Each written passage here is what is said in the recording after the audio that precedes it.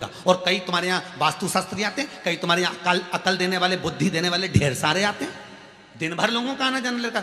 बेलपत्री का पेड़ इतना बड़ा हो गया इसीलिए तुम्हारा व्यापार नहीं चल रहा, इसलिए तुम्हारे यहाँ ऐसा हो रहा है। कांटेदार वृक्ष है इसलिए ऐसा हो रहा है। और मालूम पड़े तुमने कहकर उस बेलपत्री के वृक्ष को काट दिया तुमने वृक्ष को, उस बेलपत्री के वृक्ष को काट दिया। अब अंदाजा लगा कर देखना कि पहले ज्यादा सुखी थे कि अब ज्यादा सुखी हो। अंतर मालूम पड़ेगा कि दुख ही दुख पकड़ कर ले गया, बीमारी, रोग, कष्ट।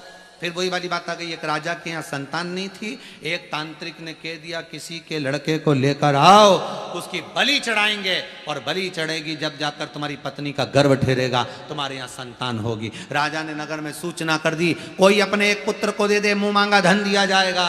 एक व्यक्ति को लगा मेरे घर में 4-5 लड़के हैं पर हमारे यहाँ खाने के लिए कुछ नहीं है, क्यों ना एक पुत्र को हम दे देते हैं। और पुत्र मिल गया, पुत्र मिला। राजा उसको लेकर गया, तांत्रिक की, ले ये पुत्र लेकर आया हूं, मारो और मेरी पत्नी का गर्भ ठहर जाए, ऐसा प्रयास करिए। तांत्रिक ने राजा के सामने उस पुत्र से पूछा, तेरी अंतिम इच्छा क्या है, बता, तू मरने वाला है, तेरे माता पिता ने तुझे भेज दिया है, अंतिम इच्छा क्या है। तब वो लड़का कहता है, पुत्र कहता है, एक काम कर दो, मुझे एक बोरी भरकर बालू रेत ला कर दे दो। बालू रेत का क्या करेगा, मन मेरा तुम ला कर दो, मेरी अंतिम इच्छा है। एक व्यक्ति ने अगर बुराई करना चालू करी तो उसके साथ में 10 धीरे धीरे धीरे धीरे उसके पीछे लगते चले जाएंगे और बुराइयां निकालना प्रारंभ कर देंगे। पर बुरा ढूंढने वाला व्यक्ति बुरा ढूंढ लेता है, और उसी क्रम में अगर कोई व्यक्ति कहते कि इसमें ढूंढी जाए तो अच्छाई निकालने में बहुत पीछे हट जाएंगे। दृष्टि में, बुद्धि में। अरे जिस कलर का चश्मा लगाओगे सामने वाला व्यक्ति वैसा ही दिखेगा, बिल्कुल वैसा। काम का चश्मा लगाओगे तो कामी, लोभ का चश्मा लगाओगे तो लोभी, अहंकार का चश्मा लगाओगे तो अहंकारी, वासनावान का चश्मा लगाओगे तो वासनावान, तृष्णावान का चश्मा लगाओगे तो तृष्णावान नजर आएगा। तुम्हारी दृष्टि पर जो चश्मा चढ़ा होगा सामने वाला व्यक्ति वैसा नजर आएगा। आपके ऊपर है कि आप क्या देख रहे हो। आपके भीतर अगर अहंकार भरा हुआ है तो सामने वाला व्यक्ति आपको कितना भी अच्छा होगा तो भी अहंकारी नजर आएगा। बताओ कितना अहंकारी आदमी है, राम राम नहीं कर रहा, सीताराम नहीं कर रहा, हम तो 4 घंटे के आए, जब से एक बार भी मिलना ही नहीं हुआ, कितना अहंकार भरा होगा। अहंकारी को अहंकारी नजर आता है, कामी को कामी नजर आता है, आसक्तिवान को आसक्तिवान नजर आता है, तृष्णावान को तृष्णावान नजर आएगा, निंदक को निंदक नजर आएगा, चोर को चोर नजर आएगा, साहूकार को साहूकार नजर आएगा, ईमानदार को ईमानदार नजर आएगा, धर्मात्मा को धर्मात्मा नजर आएगा, पुण्यात्मा को पुण्यात्मा नजर आएगा। श्री नामदेव जी महाराज जब पंढरपुर में पांडुरंगा के सामने हरि विठ्ठल गाते थे तो दुनिया के लोग उनको अपशब्द कहते थे, पर नामदेव जी के चरणों में बैठकर एक शिष्या हमेशा कहती थी कि नामदेव गलत नहीं, क्योंकि उसकी दृष्टि में अच्छा समाया हुआ था।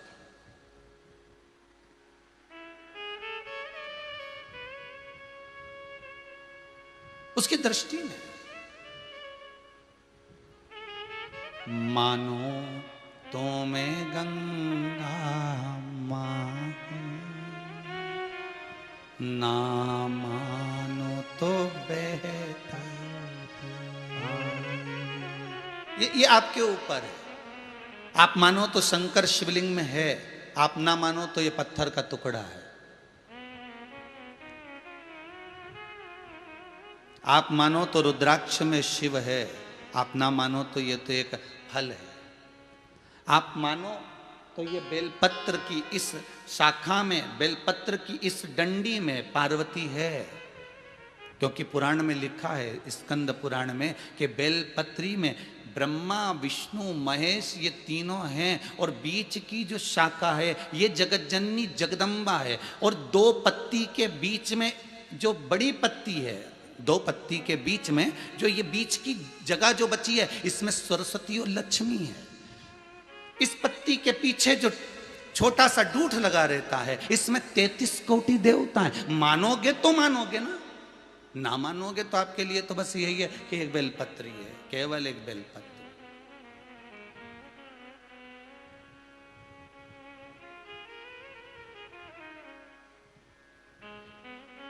पोथी पढ़ पढ़ जगमुहा, पंडित भयो न कोई, ढाई आखर प्रेम को पढ़े सो पंडित हो।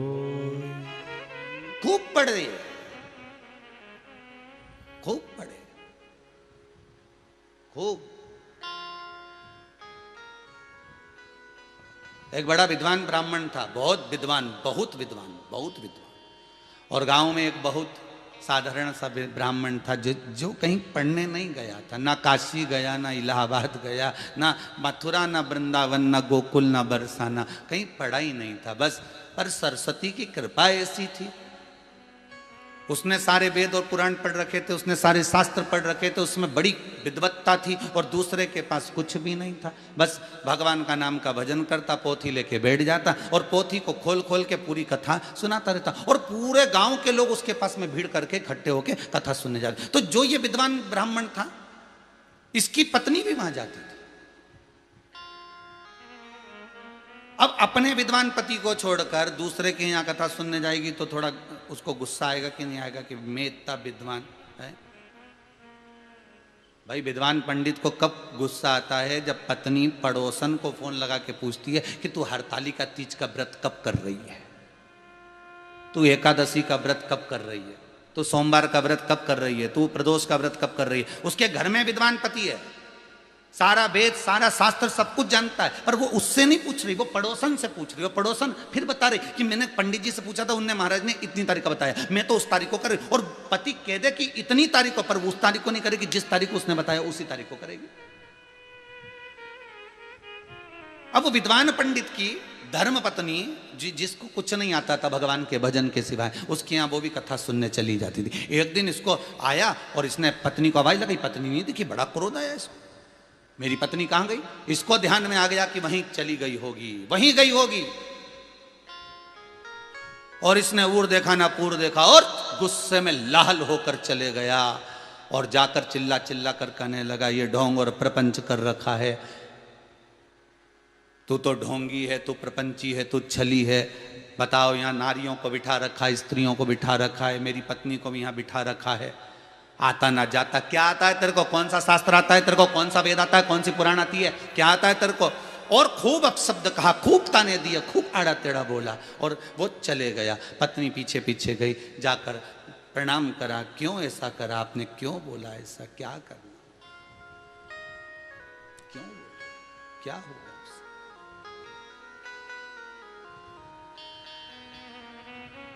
जिसको कुछ नहीं आता था वो इसके दरवाजे पर रात्रि के समय पहुंच गया। इसका दरवाजा बंद था, रात भर इंतजार करता रहा। जिसको कुछ नहीं आता था, रात भर। इसके मन में भी दुख बड़ा हुआ कि मैंने गलत कर दिया, क्यों ऐसा करा, क्यों चार लोगों ने बोला। अब वो आया,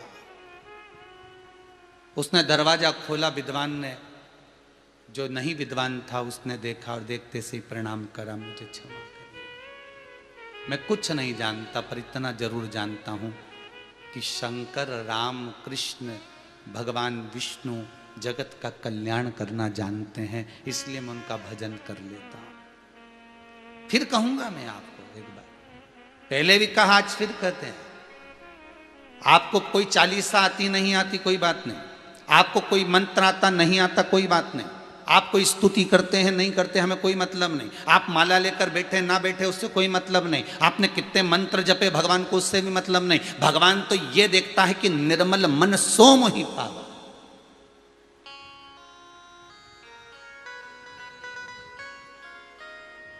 भगवान आपकी मंत्र की माला नहीं देख रहा, भगवान तो आपका हृदय देख रहा।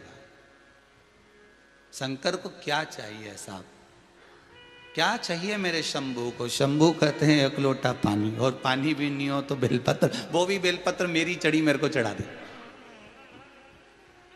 मेरी चढ़ी हुई बेलपत्र मुझे इसलिए चढ़ा दे क्योंकि तेरे भीतर अहंकार नहीं आएगा। कहीं से लेके आएगा तो अहंकार आएगा कि मैंने तो बेलपत्र चढ़ाई, वो भी 108। हो, मैं तो कहाँ से तोड़ के लाई, मैं तो लेके आई, धोई, साफ करी, फिर मैंने चढ़ाई। अहंकार आया कि नहीं आया? तुरंत मैंने लेके आई हूं, मैं लेके। तो भगवान के तू तो ये सब एक काम कर, तू तो मेरी चढ़ी मुझे चढ़ा दे ले।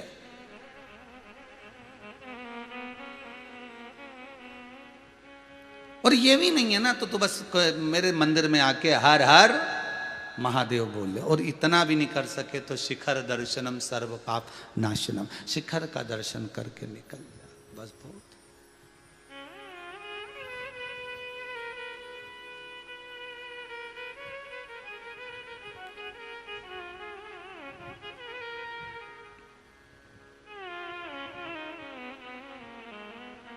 बस उसका स्मरण कि ऐसी सुभाना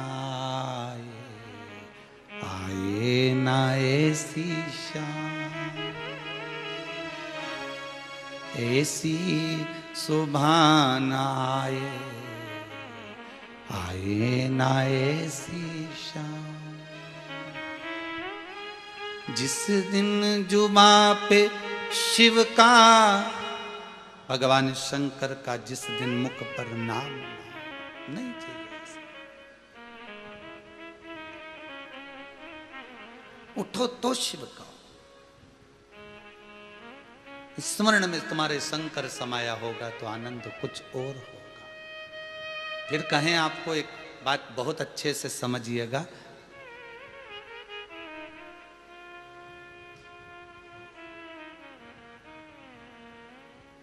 केवल सुंदरता मत देखना,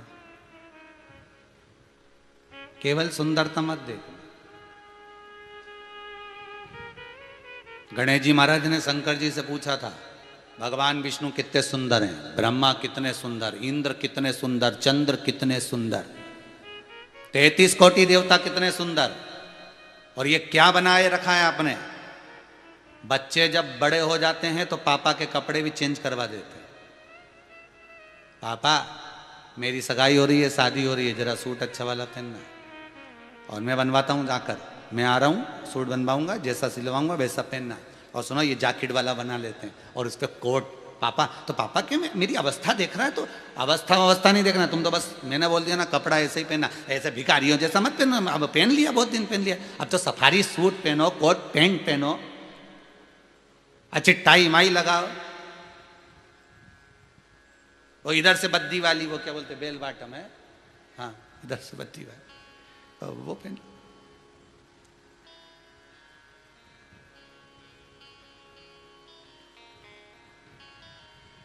कुछ अच्छा पहनिए बेटा, बाप को पहना।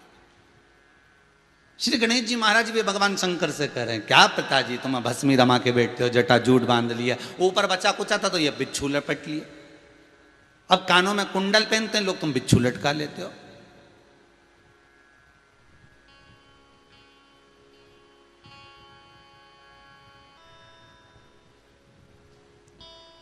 गणेश जी ने पूछा, पिताजी एक बात बताना, मेरे मन में बहुत दिन से प्रश्न अड़ा हुआ है, बहुत दिन से प्रश्न अड़ा हुआ है, मेरे मन का उस प्रश्न का उत्तर आप देंगे क्या पिताजी। पिताजी बोले, बोलो क्या प्रश्न है, बोलो जरा। तो गणेश जी ने कहा, ये बताओ, दुनिया के लोग कानों में कर्णफूल पहनते हैं, अच्छे अच्छे आभूषण पहनते हैं, और आप बिच्छू लटका के रखते हो, आखिर ये कानों में बिच्छू पहनने का कौन सा तरीका है।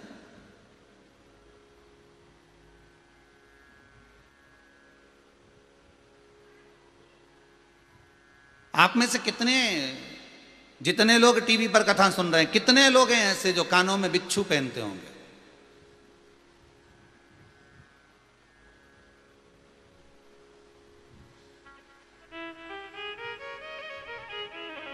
और कोई कानों में अगर बिच्छू पहनकर आ जाए तो तुम उसके पास में बैठकर कुछ बोल सकोगे। अरे बोलो तो नहीं।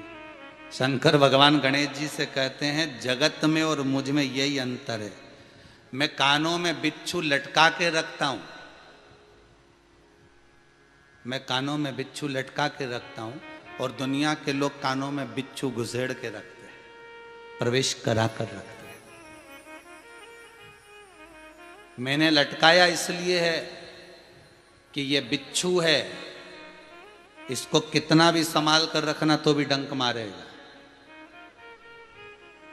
बिच्छू बाहर रहे तो अच्छा है, बिच्छू अगर अंदर जाएगा तो तकलीफ दे जाएगा। निंदा बाहर रहे तो अच्छा है, निंदा अंदर जाएगी तो तकलीफ दे जाएगी।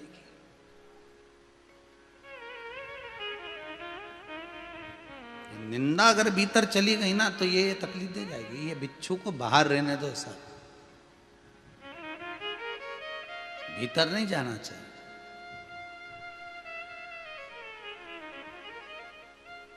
इसीलिए मैंने लटका। तो पिताजी, मेरा मन कहता है कि एक बार मैं आपके सुंदर स्वरूप को देखना चाहता हूं। तो भगवान बोले ठीक है, मैं अभी गंगा नहा के आता हूं। और जैसे ही भगवान शंकर गंगा को नहाने गए और जैसे ही निकल के बाहर आए, आते से ही गणेश जी महाराज देखते रह गए। देखते, कहते हैं मात्र गणेश जी के, भगवान शंकर के स्वरूप को देखने के लिए गणेश जी महाराज को 8 रूप रखना पड़े। कितने रूप रखे? 8। कितने विनायक हो गए? जम के बोलो, अष्ट विनायक। कितने विनायक हुए? अष्ट।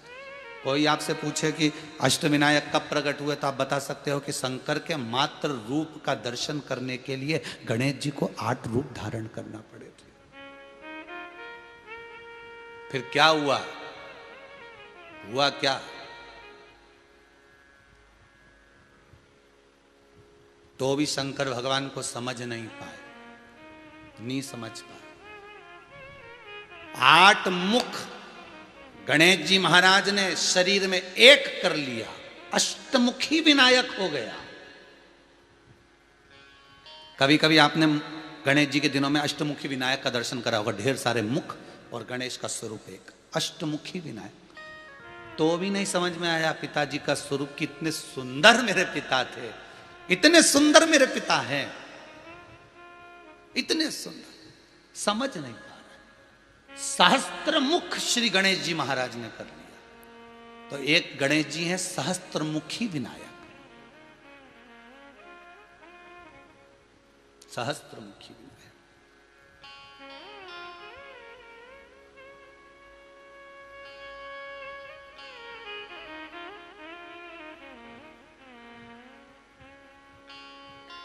कौन सी तिथि थी जिस दिन गणेश जी महाराज ने शंकर भगवान के सुंदर स्वरूप का दर्शन करा था? कौन सी तिथि थी? चतुर्थी। कौन सी तिथि थी? चतुर्थी। जिस दिन भगवान शंकर के बड़े सुंदर प्रतिबिंब का स्वरूप का दर्शन श्री गणेश जी महाराज कर रहे हैं, वो चतुर्थी तिथि थी।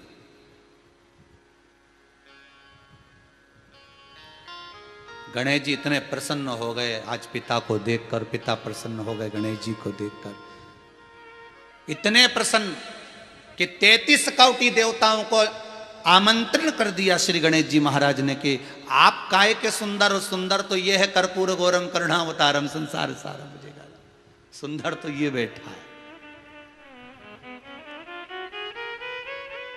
आप काय की सुंदर, सुंदरता देखना है तो कभी शंकर की देखो। सुंदरता कभी देखना है तो शिव की।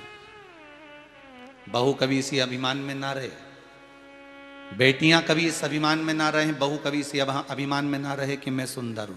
सुंदरता देखना है तो कभी अपने घर की मां की देखना। माता की सुंदरता देखो जो घर की बुजुर्ग मां है। घर की मां जो है वो तो गृहस्थी का बोझा पड़ते गया, पड़ते गया, पड़ते गया, तो सुंदरता धीरे धीरे ढलकती चली गई।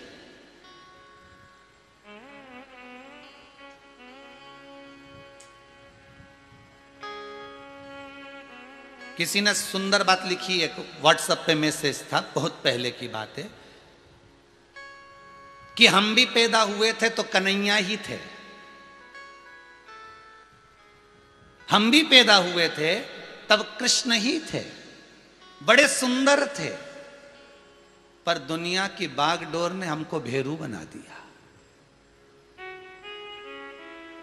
पहले हम जब पैदा हुए थे तो बड़े सुंदर थे, वो सुंदरता थी, पर संसार सागर में जैसे जैसे पढ़ते गए, जैसे जैसे तुम्हारे भीतर आसक्तियां बढ़ती गई, काम बढ़ता गया, लोभ बढ़ता गया, विषय बढ़ता गया, वासनाएं बढ़ती गई, तृष्णा बढ़ती गई, तुम्हारे भीतर का जो भाव बढ़ता चले गया, आसक्तियों पर आसक्तियां बढ़ती चली गई। कहीं परिवार, कहीं नाते, कहीं रिश्ते, कहीं कुटुंब, कहीं कबीले, ये सब जब बढ़ते चले गए, बढ़ते चले गए, तो फिर कमाने के चक्कर में, डूबने के चक्कर में, ना जाने कितना धन एकत्रित करना था, उस चक्कर में इतने काम में लग गए, इतने काम में लग गए, कंपटीशन हर जगह चालू हो गया। पढ़ना पड़ेगा, पढ़ना पड़ेगा तो नौकरी लगेगी, नौकरी लगेगी तो कमाएगा, कमाएगा तो शादी होगी, शादी होगी तो आगे चल कर बच्चों का पालन करेगा। अब ये कंपटीशन चलता रहा, उस चक्कर में ही भेरू बन गया बेचारा।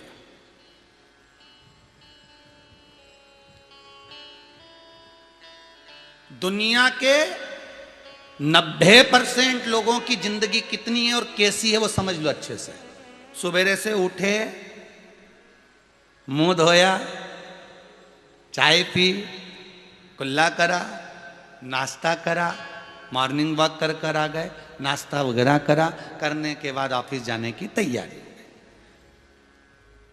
वही तेल जो हर बार लगाता था, वही साबुन जो हर बार लगाता था, वही शैम्पू जो हर बार लगाता था, वही कपड़े जो बहुत दिन से चल रहे थे वही चल रहे हैं। बस 2-4 बार फट जाते हैं तो दूसरे आ जाए, इससे ज़्यादा कुछ नहीं हो सकता। और कलर भी वही पसंद आता है जो हर बार का है, वही जूते भी वही पसंद आए, चप्पल भी वही पसंद आई, वही वही वही जिंदगी बस। और ऑफिस गए, सबसे राधे राधे हर हर महादेव हो गया, बैठ गए, अपने काम धंधे में लग गए।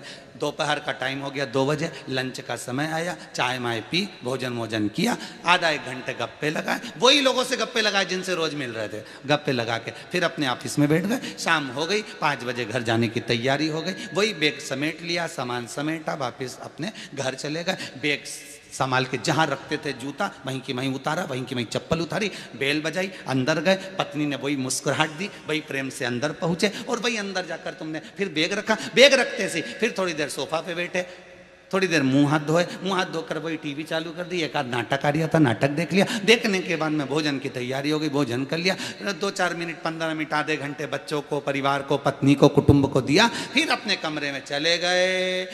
हाथ में मोबाइल आ गया, व्हाट्सएप, फेसबुक, यूट्यूब चलाते चलाते आधा घंटा बाद नींद आ गई, सो गए। भुनसारे से फिर उठ गए, फिर वही की वही क्रिया चालू हो गई। अरे कजन कितने साल हो गए भेरू को ऐसे ही भेरू बनते बनते।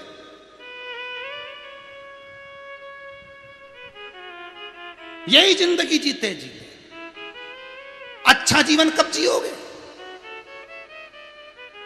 प्रसन्नता का जीवन कब जियोगे? 62 साल के हो जाओगे, रिटायर हो जाओगे, वापस घर में अब इतना सा मुंह करके बैठ जाओगे, बच्चे पूछेंगे नहीं, बेटियां पूछेंगी नहीं, बहुएं पूछेंगी नहीं, कमाओगे तो दुनिया पूछती, कौन पूछेगा तुमको? अब याद आएगा, सियोर वाला महाराज कहता था, रे खूब एंजॉयफुल जीवन जियो, क्या किसको रोइए, चादर तान के सोइए, कमाओ, ऑफिस जाओ, कपड़े पहनो, नाश्ता करो, भोजन करो, सब कुछ करो। पर इस व्यासपीठ से शंकर की कथा से बार बार एक बात कही, क्या किसको रोइए, चादर तान के सोइए। बार बार कहा, जितना बन सकता है जिंदगी को अलमस्त बनाइए, थोड़ा सा एंजॉयफुल बनाइए, थोड़ा हर पल, हर घड़ी, हर क्षण, जितना समय मिले उस समय में खुश रहने का प्रयास करिए, उस समय में भगवान का भजन करने का प्रयास करिए, क्योंकि अंत में सब साथ छोड़ देंगे। जो तुमने शिव पुराण सुनी है कि बुढ़ापे में जब रिटायर हो जाओगे, 62 के हो जाओगे, सब कुछ छोड़कर जब आ जाओगे, जब कोई नहीं पूछेगा, तब ये शंकर की कथा तुम्हें बार बार याद आएगी कि वो सियोर वाला महाराज टीवी पे 2 बजे से 5 बजे तक, 1 बजे से 4 बजे तक चिल्ला चिल्ला के बोलता था, पर नहीं सुधर पाए अपन। और वही भेरू का जीवन जीते रहे कि आओ बस गुरु पूर्णिमा आए या भेरू पूर्णिमा आए, तेल ले जाओ, सिंदूर ले जाओ, पोतिया, और वैसे की वैसे ही बैठा की बैठा रह जाए। बस भेरू और तुम्हें अंतर क्या रहा है? तुम में और भेरू में क्या अंतर है? वो सिंदूर उसको भी पोता और आराम से भेरू जी बैठे रहिए, और तुम भी ऐसे बस सुबह से उठे, खाया पिया, ये करा वो करा और चले। अरे अपनी जिंदगी को खुश कब जियोगे? अपनी जिंदगी को आनंद में कब जियोगे? कब कहोगे कि शंकर मेरा है? उस अलमस्त को देखकर, उस शंकर के मंदिर में जाकर जब शिवलिंग का तुम पूजन कर रहे हो, 1 लोटा पानी चढ़ा रहे हो, तो उसको देखकर मुस्कुराकर तुम भी कह सको कि आज कालों का काल महाकाल के मैं मंदिर आया हूं ना, आज मेरा दिल बड़ा अच्छा कर रहा है, आज मैंने नवरात्रि का जो उपास साधना करी है ना, उसमें मेरा मन बड़ा अच्छा कर रहा है। कभी दिल से कहो।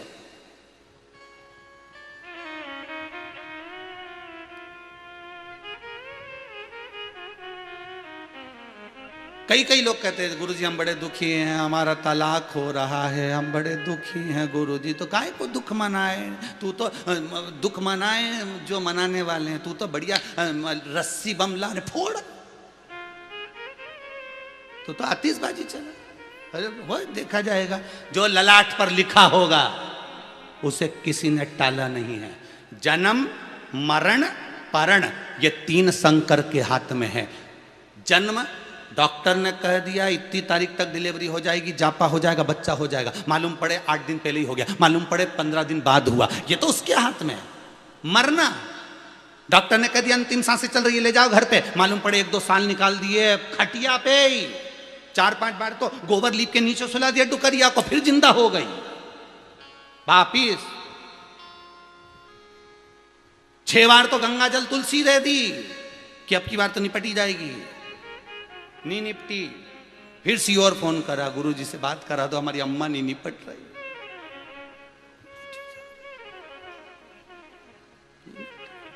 फिर चिंता।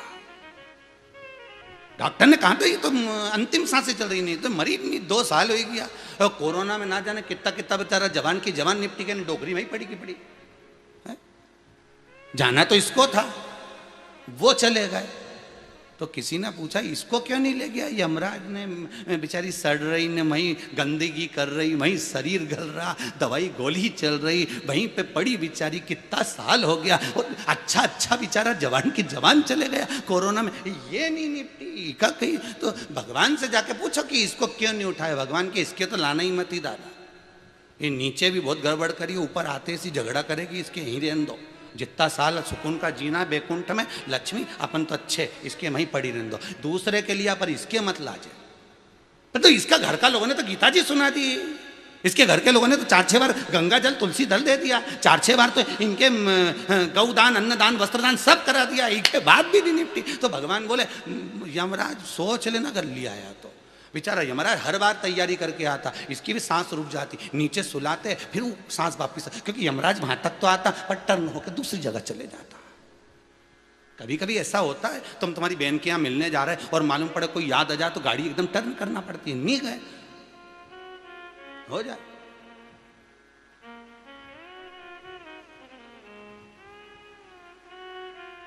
कब जियोगे जीवन को सुखमय? इतना काम तो कोई भी करता है ऐसा, जितना आप कर रहे हो ना इतना काम तो कोई भी करता है कि उठे ये करा वो करा, ये तो रोज का तुम्हारा रूटीन है। उसमें नया क्या जोड़ा वो बताइए पहले तो। और आप अपने दिल से ये कह सकते हो कि हमने नया क्या जोड़ा है।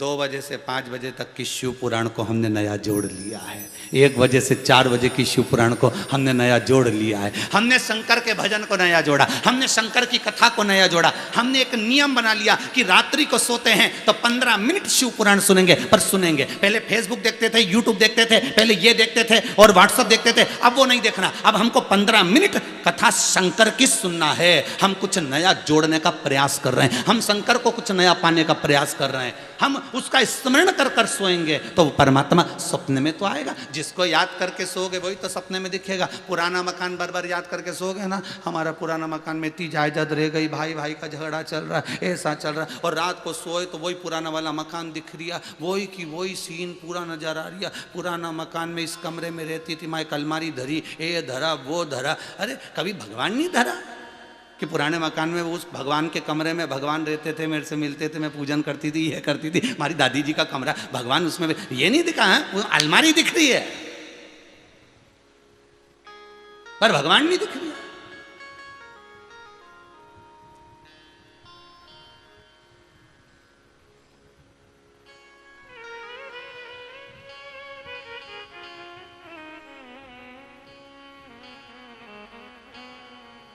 ये उसी में गाल हो गया। वो कौन सा वो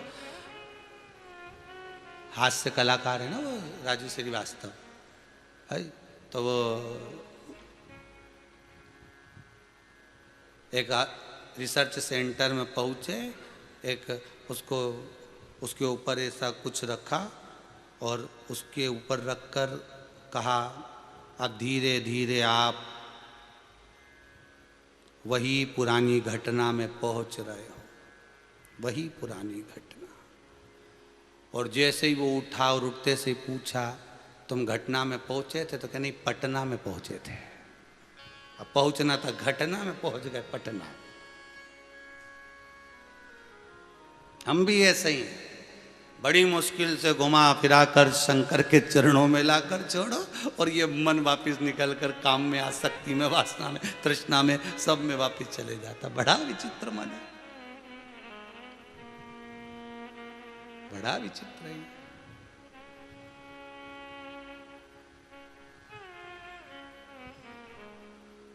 एक माटी के निर्मित सब, एक माटी।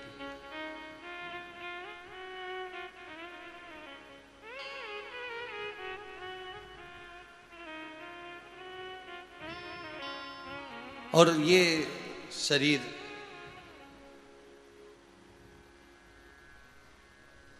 महाराज, जब छोड़ चलूं इस दुनिया को,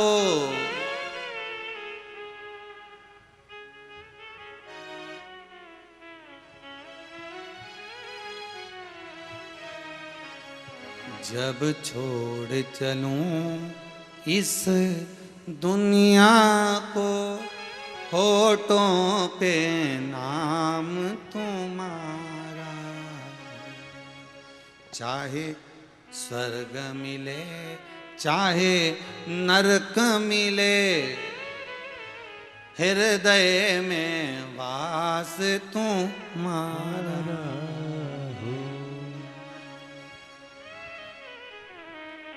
चाह कुछ नहीं, ना आपको मालूम है जीजियों, ना हमको मालूम है। जितने टीवी पे कथा सुन रहे हो रे भाई, बहुत अच्छे से सुनना रे, सावधान होकर सुनना। जितने लोग कथा सुन रहे हो, ना आपको मालूम ना हमको मालूम कि स्वर्ग मिलेगा कि नरक मिलेगा। ये तो हमारे पुराण कहते हैं कि ऐसा करोगे तो ऐसा मिलेगा, पर सत्य कहे ना, स्वर्ग और नरक सब बात की बात है। आप तो बस इतना याद रखो, जब छोड़ चलूं इस दुनिया को, होठों पे नाम तुम्हारा, चाहे स्वर्ग मिले चाहे नरक मिले, कुछ भी मिले, पर मरते समय हृदय में वास तुम्हारा। अगर हृदय में शिव होगा, स्वर्ग में मिला तो ठीक है और नरक भी मिला तो ठीक है, क्योंकि जिसके साथ सफर कर रहे हो वो अच्छा होना चाहिए, बस बाकी का तो देखा जाएगा, देखा जाएगा। कई कई लोगों का सफर बिगड़ जाता है, अगर कहीं का बेकार व्यक्ति मिल जाए तो। तुम देखो जिंदगी का ये, कई बार तुम कहीं जा रहे हो, हरिद्वार जा रहे हो, कहाँ जा रही हो? चित्रकूट जा रही हो। कहाँ जा रही हो? मैं तो बद्रीनाथ जा रही हूँ। अच्छा, कौन कौन जा रही है? ने हमारी मौसी की लड़की, ने हमारे मामा का छोरा, हाँ, और न हमारी बुआ की छोरी, हाँ। पूरा ग्रुप बनाया हम लोगों ने 12 लोगों का, हाँ। अब वो 12 लोगों के ग्रुप में कोई एकाध ऐसा पहुंच गया कि तुम्हारा बद्री नारायण तो बद्री नारायण, केदारेश्वर तो केदारेश्वर, गंगोत्री तो गंगोत्री, यमुनोत्री तो यमुनोत्री, हरिद्वार की सीढ़ी पे गंगा नहाए और जरा सा कपड़ा उसका कहीं चले गए, वो काई धमाई चौकड़ी मचाई वाने, इतना युद्ध करा कि तुम्हारा तो रह गया, हमारा कपड़ा तो कहाँ चले गया, हम तो पहले ही बोले थे कि वहां रखना चाहिए था, हम तो पहले बोले। और क्या धमाई चौकड़ी मचाई, क्या क्रोध, क्या गुस्सा। तो बद्रीनाथ तो इनने सोच लिया भैया मन नहीं कर रहा हमारा, तो हम नहीं जाए बद्रीनाथ, अब तो हमारा मन ही नहीं कर रहा, हम तो केदारनाथ नहीं जाए, हम तो वापिस अपना सीहोर चलो दादा, कहीं फालतू का मत बच्ची, हम तो नहीं जा रहे, अपन तो अपना इंदौर वापिस जाए ना, भोपाल वापिस जाए ना, अपन तो उज्जैन न देवास अपना अपना घर वापिस चलो रे, खाएगा फालतू का। इसके साथ गए थे, कितनी अरमान लेके गए थे, कितना अच्छा रह गए तो, और पहले तो इतना अच्छा बढ़िया था, टिकट करवाया जब तक भी जोरदार, करवा लो तुम तो टिकट करवा लो, हम तो चलेंगे, हम दोनों चलेंगे, और इतनी बढ़िया, और जिसमें मठरी बना के लाया खाने के लिए, खुरमा लाया खाने के लिए, चने भी भर के लाया एक थैली में खाने के लिए। पर हमें क्या मालूम था कि ये सब चीज नहीं खाएगा, हमारा प्राण खाएगा। ना मठरी खाए, ना चना खाए, ना मूंगफली खाए, प्राण खाए, ये तो उन्हें कहीं मालूम था। इतनी दूर तीरथ करने जा रहा है, इनका मुंडा देख लो तो कहीं तीरथ हो। अब जरा जरा सी बात में क्लेश, तुमने होटल में रूम महंगा ले लिया, हम नहीं देंगे इतना पैसा, बस जाओ। गाड़ी क्यों महंगी करी, हमसे पूछना थी, हम तो नहीं देंगे। हाँ। अब जरा जरा सी बात में कटर पटर करे तो कि तीरथ में मजा आए। अरे बोलो तो रे, आस्था चैनल पे बैठे बैठे क्या बोल रहे हो, बोलो जरा। जितना लोग सोफा पे बैठा, जमीन पे बैठा, कुर्सी पे बैठा, भले चाय पी रहे हो, पानी पे, पर बोलो तो सही है कि गलत है। एक व्यक्ति साथ में गलत हो जाए, सफर करने वाला, तीर्थ जाने वाला, अपने साथ जाने वाला गड़बड़ निकल जाए तो पूरा तीर्थ का मजा बिगड़ जाए। उसी तरह अच्छा व्यक्ति साथ में मिल जाएगा तो तीर्थ में भी आनंद आएगा। वो भी फिर तीर्थ में क्या आनंद आएगा, तुम शॉपिंग करते करते लेट भी आई ना तो वो लाइन लगा के खड़ा है और खड़े खड़े इशारे में बोल देगा लाइन। अगर अच्छा व्यक्ति साथ जा रहा है नहीं तो वो अपनी लाइन में तुमको प्रवेश करा देगा, तुमको लगा देगा। अच्छा व्यक्ति होगा। और अगर कहीं का बुरा व्यक्ति तुम्हारे साथ चले गया नहीं तो और ठस के खड़ा हो जाएगा। तो कहीं गड़बड़ व्यक्ति चले गया नहीं तो तुमको तीर्थ भी नहीं करना, दर्शन ही नहीं करने देगा बाबा। चाहे स्वर्ग मिले, बोलो जरा बोलो, चाहे स्वर्ग मिले चाहे नरक मिले, हृदय में वास तुम। अगर हमारे साथ जाने वाला अच्छा है, मेरा शंकर जैसा दुनिया में कोई साथ जाने वाला इच्छा नहीं मिलने वाला, जो शिव है शंकर।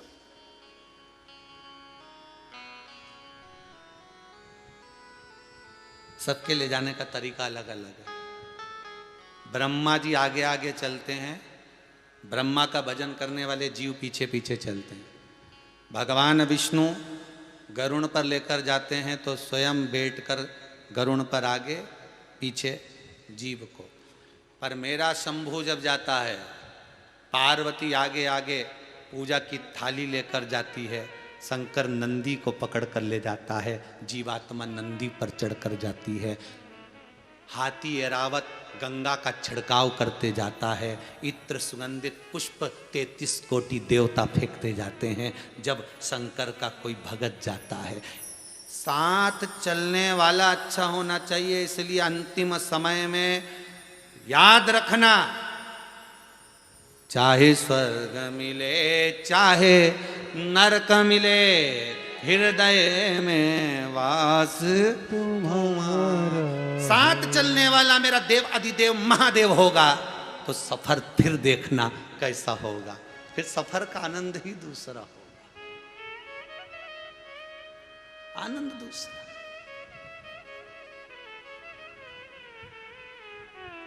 चलो और सरल भाषा में समझ लो। किसी पुराण में कभी लिखा तुमने पढ़ा, किसी पंडित जी ने तुमको बताया कि बैकुंठ में भगवान विष्णु नाच रहे थे? बोलो उत्तर दीजिए। किसी पुराण में, किसी शास्त्र में, किसी वेद में कहीं लिखा कि बैकुंठ में भगवान विष्णु नाचे? कभी किसी पुराण में पढ़ा कि ब्रह्मलोक में ब्रह्मा नाचे? नहीं। गोलोक धाम में कृष्ण जरूर नाचते, परंतु शंकर का जो भगत आता है कैलाश पर जब आता है तो शंकर के गण, शंकर अलमस्त होकर डमरू बजा बजा कर तांडव कर कर नाचते हैं आनंद में अपने भगत को। फिर वही बात है, फुल एंजॉय। आ जाओ तुम भी इसी में जुड़ जाओ, नाच लो थोड़ी देर, अलमस्त। बैकुंठ में जाओगे तो क्या मिलने वाला है? सोने का बढ़िया कमरा, एसी लगा हुआ, डनलप का गद्दा, सोने की थाली में भोजन, 56 भोग, दासियां पंखा डुलाने वाली, ये सब मिलेगा। शंकर भगवान के यहाँ भले ये सोने का कमरा और एसी का रूम भले ना मिले, पर वहाँ एसी की जरूरत भी नहीं है साहब। एक आध बार कैलाश जाके तो देखो, वहाँ तो एसी की जरूरत नहीं पड़े, बल्कि समझ जाओ वहाँ एसी की जरूरत पड़े ही नहीं। वहाँ तो अगर और एसी चला दे तो फिर तो हो गई छुट्टी, वहाँ जरूरत ही नहीं। क्या चाहिए?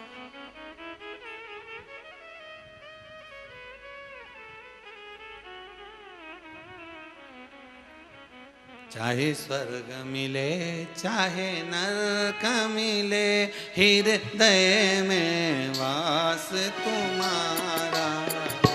चाहे नरक मिले चाहे स्वर्ग मिले, हृदय में वास वास तुम्हारा हो। जब छोड़ चलूं इस दुनिया को, होठों पे नाम तुम्हारा हो। जब छोड़ चलो इस दुनिया को, होठों पे नाम तुम्हारा हो। जब छोड़ चलूं इस दुनिया को, पे नाम तुम्हारा हो।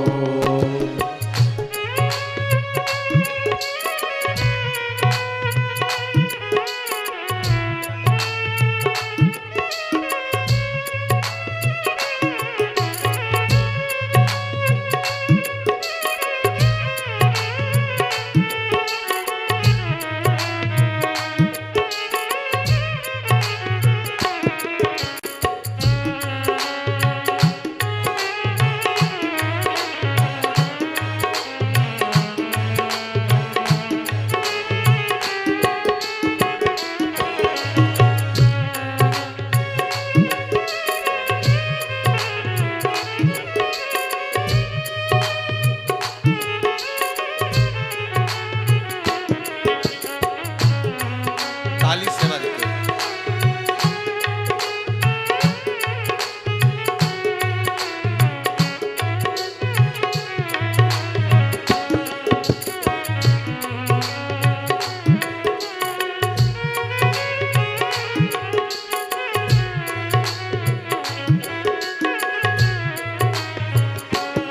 तन भोले नाम की चादरी हो। तन भोले नाम की चादर हो।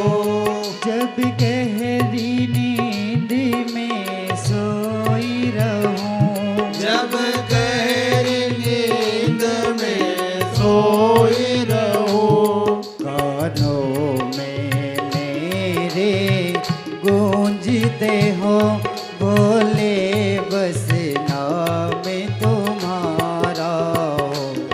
कानों में गूंज बस तेरी हो, भोले बस नाम तुम्हारा हो। चाहे नरक मिले चाहे स्वर्ग मिले, हृदय में वास तुम्हारा हो। चाहे नरक मिले चाहे स्वर्ग मिले, हृदय में वास तुम्हारा हो। जब छोड़ चलूं इस दुनिया को, होठों पे नाम तुम्हारा हो। जब छोड़ चलूं इस दुनिया को, होठों पे नाम नाम तुम्हारा हो। जय हो।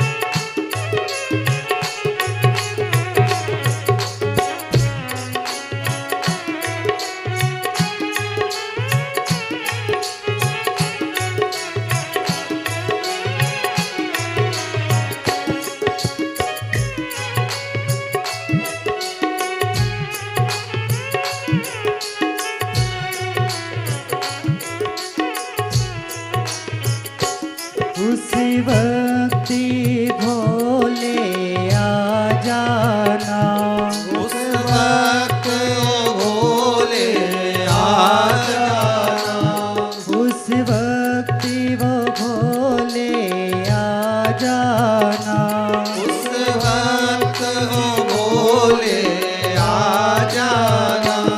जब चिता पे जाके शयन करूं, जब चिता पे जाके शयन करूं, मेरे कानों में मंत्र सुना देना, बस इतना काम तुम्हारा है। मिले चाहे नर्क मिले, हृदय में वास तुम्हारा हो, चाहे स्वर्ग मिले चाहे नरक मिले, हृदय में वास तुम्हारा हो। हो। जब छोड़ चलूं इस दुनिया को, होठों पे नाम तुम्हारा हो। जब छोड़ चलूं इस दुनिया को, होठों पे नाम तुम्हारा हो। जब छोड़ चलूं इस दुनिया को, होठों पे नाम तुम्हारा हो। जब छोड़ चलूं इस दुनिया को, होठों पे नाम तुम्हारा हो। चाहे स्वर्ग मिले चाहे नरक मिले, होठों पे नाम तुम्हारा हो। चाहे स्वर्ग मिले चाहे नरक मिले, हृदय में वास तुम्हारा हो। हृदय में वास तुम्हारा हो। हृदय में वास तुम्हारा हो। भगवान से विनती करते हैं, हे शंभु, हे त्रिकालदर्शी, हे कैलाशी, हे अविनाशी, हे शंकर, हे ओघड़ी, हे दया सागर, हे करुणा सागर, बहुत है तुम्हारी भक्ति, मिल जाए अंतिम समय में बहुत।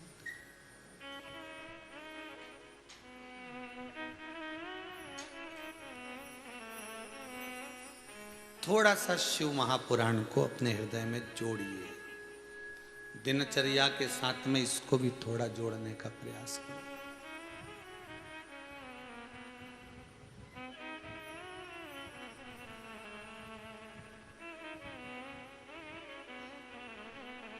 अंतिम समय में कोई आए ना आए, पर वो जरूर आ जाएगा जिसको तुम पुकारोगे, जिसको तुम बुलाओगे, और दिल से अगर पुकारोगे तो आएगा। ऐसे अपने जैसे पुकारने वाले तो न जाने कितना पड़े आए थे, ढेर लग गया है। जो जाए मंदिर जाए, लोटा भर पानी भी चढ़ाए, अगरबत्ती भी लगाए, दिया भी लगाए, ऐसे तो ढेर पड़ा हुआ है, बहुत सारे लोग पड़े हुए हैं, पर सबके लिए भगवान आएगा क्या? अरे बोलो तो, जो दिल से रिझाएगा परमात्मा, उसके लिए आएगा।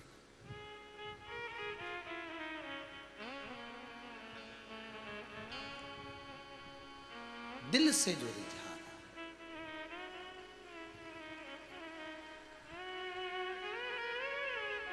पार्वती जी ने शंकर भगवान को दिल से रिझाया,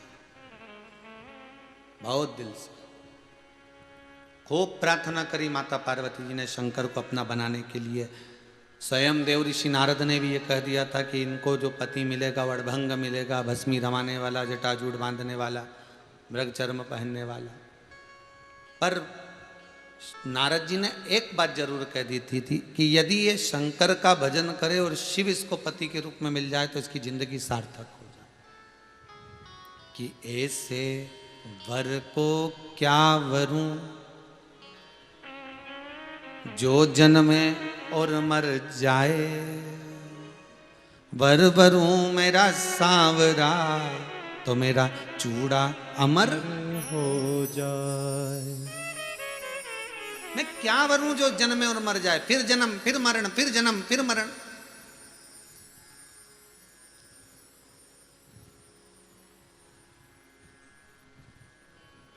बार बार जन्म लेना, बार बार मृत्यु की ओर चले जाना, फिर जन्म लेना, फिर मृत्यु की ओर चले जाना, फिर जन्म लेना, फिर मृत्यु की ओर चले जाना, ये कहां तक श्रेष्ठ?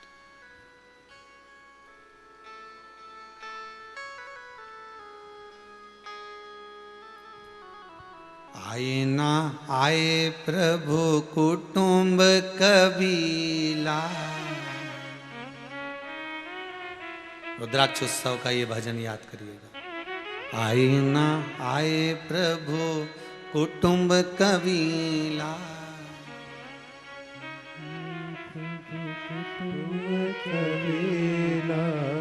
भक्तों के प्रभु आप सहारा, भक्तों के प्रभु आप सहारा।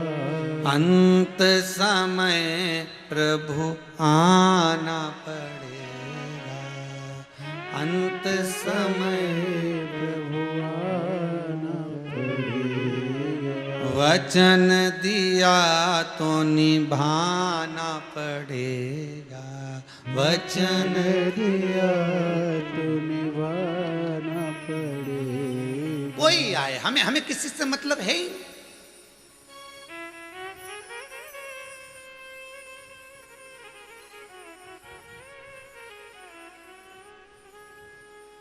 हमें किसी से मतलब क्या, हमें तो आपसे मतलब है। आप हमारे हो और हम आपके हैं। तो जगत से हमें क्या मतलब कि जगत है क्या, जगत का भाव क्या है, जगत का क्रम क्या है, हमें उससे मतलब कुछ भी नहीं। हमारा तो मन, आचित्त वृत्ति, मन, ये सब आपसे जुड़ा हुआ है, हमें बाकी से कोई मतलब नहीं।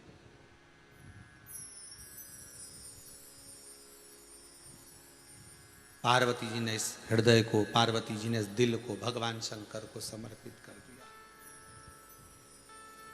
अच्छा, कई लोग कथाओं में कहते हैं कि शिव जी को तो भान भी नहीं था कि पार्वती जी पूजन कर रही हैं, तप कर रही हैं, साधना कर रही हैं, कि पार्वती जी भजन कर रही हैं, कि कीर्तन कर रही हैं, कि मंत्र जाप कर रही हैं। ये शंकर जी को भान नहीं था, कई लोग कहते हैं। कई लोगों का कहना है कि ये शिव जी को भान नहीं था। पर शिव महापुराण की कथा कहती है कि पार्वती जी जो भजन करी, पार्वती जी ने जो मंत्र जपा, पार्वती जी ने जो नाम जाप किया, पार्वती जी ने जो शिवलिंग का निर्माण कर कर पूजन करी, शंकर भगवान के एक एक भाव में, वो चित्त में, वृत्ति में वो चीज समाई हुई थी जो पार्वती कर रही। आपके और हमारे साथ भी ये होता है। हमें ऐसा महसूस होता है जब हम अच्छा काम कर रहे होते हैं ना, तो हमको ये महसूस होता है कि हमने अच्छा काम करा, भगवान हमको इसका फल देगा, भगवान हमको देख रहा है, हमको अच्छा फल मिलेगा, भगवान देख रहा है। पर हम जब बुरा काम करते हैं, पाप करते हैं, गलत काम करते हैं, तब हमारी बुद्धि कहां चली जाती है कि भगवान हमको अब देख ही नहीं रहा है। भगवान तो हमको देखिए, अब बुद्धि कहां चली गई, अब चित्त कहां चले गए, अब वृत्ति कहां चली गई।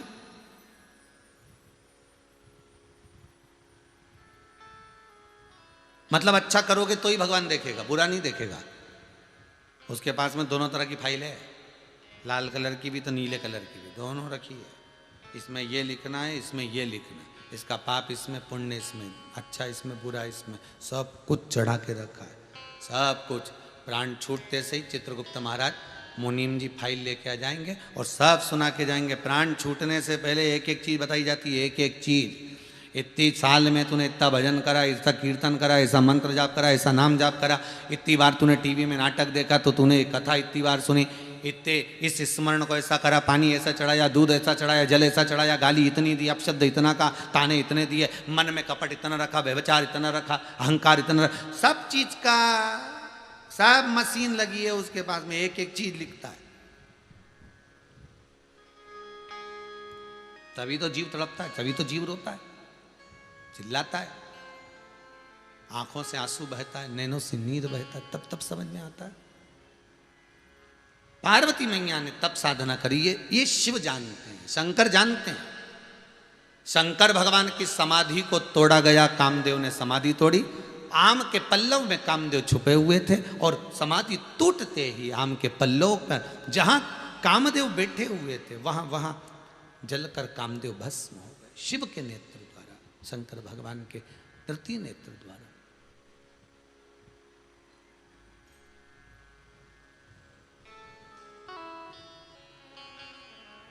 देखिए इस कथा पर जरा ध्यान दीजिएगा। कामदेव बैठे थे आम के पेड़ के ऊपर। कहाँ बैठे हैं? आम के पेड़ के ऊपर, और पल्लव में छुपे हैं, पत्तों में। गलती कौन कर रहे हैं? आम के पेड़ ने कोई गलती करी क्या? जम के तो बोलो। नहीं। आम के पेड़ ने किसी को गाली दी क्या? नहीं। आम के पेड़ ने कोई बाण चलाया क्या? नहीं। चलाने वाला कौन था? श्री कामदेव जी महाराज, भगवान कामदेव। बाण वो चला रहे हैं, ताने वो दे रहे हैं, धनुष वो रखे हैं, और नुकसान किसका हुआ उसके साथ में? जब कामदेव जलकर भस्म हुआ, कामदेव जलकर जब भस्म हो रहे हैं, तो साथ में कौन जल रहा है? वो आम का पेड़। वो आम का पेड़ जल रहा है। उसी तरह एक व्यक्ति के कर्म के भोग के चक्कर में पूरे परिवार को भोगना पड़ता है महाराज, पूरे परिवार को। यदि एक व्यक्ति पुण्य करता है, दान करता है, सत्कर्म करता है, भजन करता है, कीर्तन करता है, एक व्यक्ति अगर अच्छा है, एक व्यक्ति पुण्यवान है, दान कर रहा है, धर्म कर रहा है, पुण्य कर रहा है, सत्कर्म कर रहा है, एक व्यक्ति अगर पुण्य की ओर बढ़ रहा है, तो उसके पुण्य से संपूर्ण परिवार पुण्यमय कहलाता है। संपूर्ण परिवार को उसका सुख मिलता है। संपूर्ण परिवार में धन, वैभव, प्रतिष्ठा, यश सब कुछ मिलती है एक व्यक्ति के बल पर। और यदि एक व्यक्ति गलत निकल गया, उसका एक व्यक्ति ने कर्म बेकार कर दिया, गलत काम कर दिया, गलत कोई कर्म में डूब गया, कोई गलत काम कर बैठा, तो पूरे परिवार को रोना पड़ता। एक के चक्कर में। कामदेव अकेले ने क्रोध करा, कामदेव अकेले ने बाण चलाए, कामदेव अकेले ने सब कुछ करा, पर जो जलकर भस्म हुआ कामदेव, उसने पूरे आम के पेड़ को भी जला दिया, राख करवा दिया, पूरे आम के पल्लव को, जिसने कुछ नहीं करा था तो भी जलना पड़ा। किसी व्यक्ति के पुण्य से आपका पुण्य प्रबल हो सकता है, तो किसी व्यक्ति के पाप से आपका पाप भी प्रबल हो सकता है। कितना सुंदर कहा है शिव महापुराण में, वेद व्यास जी लिखते हैं, बन सके तो पुण्यवान के साथ रहना। किसके साथ रहना? पुण्यवान के साथ। फिर वही वाली बात आ गई कि वो ये हाथ दान करे तो ये उल्टा हाथ किसी काम का नहीं है, जब ये किसी काम का नहीं है तो इसको टच कर दो, तो ये पुण्य वाला हो गया कि नहीं हो गया? मात्र टच करने पर पुण्य वाला हो गया, वो हाथ का स्पर्श करने पर पुण्य, क्योंकि दान ये कर रहा है सीधा हाथ, इसलिए इसको कहते सीधा, इसको कहते उल्टा। मतलब उल्टा नाम ही इसका उल्टा, इसलिए ये उल्टा ही है। ये कहीं काम अच्छा करे ही नहीं, ना दान करे, ना पुण्य करे, ना सत्कर्म करे, ना कोई भजन, कहीं सेवा, कुछ नहीं करता यही। पर इसका सबसे बड़ा फल इसका ये कि इसको ये टच कर लेता, टच करता तो इसके पुण्य का भाग इसके खाते में चले जाता। उसी तरह आप कुछ भी नहीं कर सकते तो कोई भजन करने वाले के साथ में रह लो, कोई स्मरण करने वाले के साथ में रह लो, कोई भगवान का कथा कीर्तन करने वाला हो उसके साथ रह लो, उसका स्पर्श मात्र होगा, उसका संग मात्र होगा, उसके साथ अगर रहोगे तो आप भी पुण्यवान बनते चले जाओगे। पापी नहीं कहलाओगे, पुण्यवान बनते चले जाओगे। उसका साथ पाकर आपकी प्रतिष्ठा बढ़ेगी, उसका साथ पाकर आपका सम्मान बढ़ेगा, उसका साथ पाकर आपकी प्रतिष्ठा बढ़ेगी।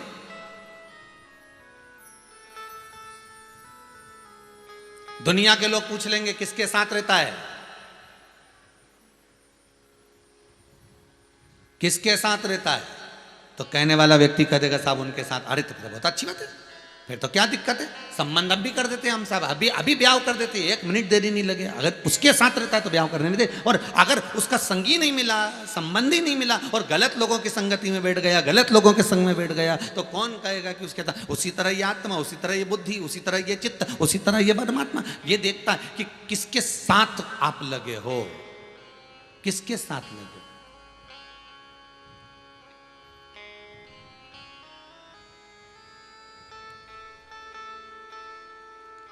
कामदेव तो जलकर भस्म हुए, साथ में आम का पेड़ जलकर भस्म हो गया। देखिए दो जगह पर शंकर भगवान को बड़ा दुख हुआ है। पूरी शिव महापुराण में दो स्थान लिखे हैं जहां शंकर को हृदय से दुख हुआ है। एक सती जब जलकर भस्म हुई, सती जब जलकर भस्म हुई, सती के जलने पर भगवान को जितना दुख नहीं हुआ उतना दुख भगवान को इस बात का हुआ कि सती यज्ञ की अग्नि में कूद कर प्राणों को त्यागी। मतलब सती ने क्या कर दिया था? धर्म को नष्ट कर दिया। जब यज्ञ हो रहा है, आहुतियां छूट रही है, तो तुझे उस अग्नि में कूदने की क्या जरूरत थी? मेरी बहुओं से निवेदन है, बेटियों से निवेदन है, मेरे बेटों से निवेदन है, घर के बड़ों से निवेदन है, घर के पुरुषों से, माताओं से निवेदन है।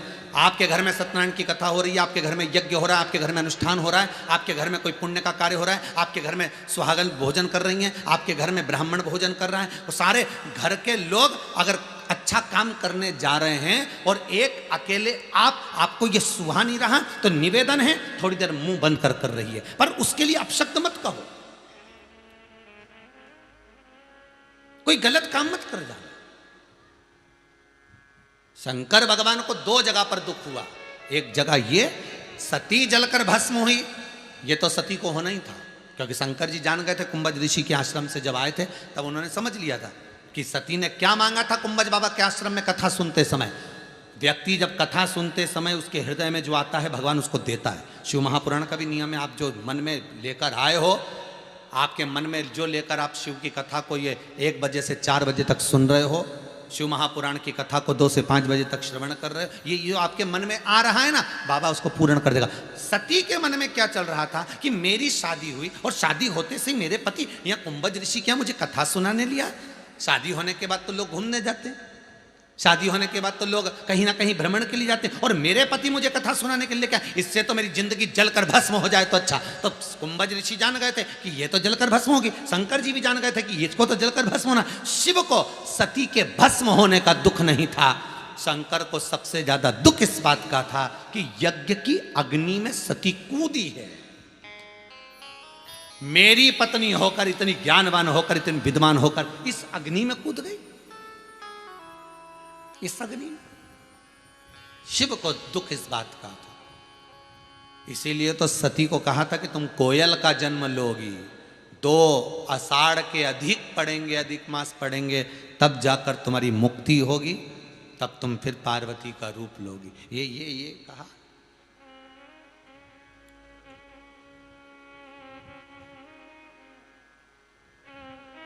और दूसरी बार शंकर जी को दुख कब हुआ? कामदेव जलकर भस्म हुआ, उसका दुख नहीं था शिव जी को। दुख किस बात का था कि जिस आम के पेड़ पर कामदेव चढ़ा हुआ था, वो आम का पेड़ मेरे तीसरे नेत्र के द्वारा कामदेव के साथ जलकर भस्म हो गया। शंकर को दुख उस बात का था। सती जलकर भस्म हो गई, शंकर भगवान के लोगों ने स्तुति करी, तो शंकर जी ने यज्ञ पूरा करवाया। यहां आम का पेड़ जलकर भस्म हो गया, कोई देवता नहीं आया मनाने के लिए शंकर भगवान को, पर शंकर भीतर से रो रहे थे। शंकर भगवान की चित्तवृत्ति में यह दुख था कि कामदेव के चक्कर में यह हरा भरा पेड़ जल गया।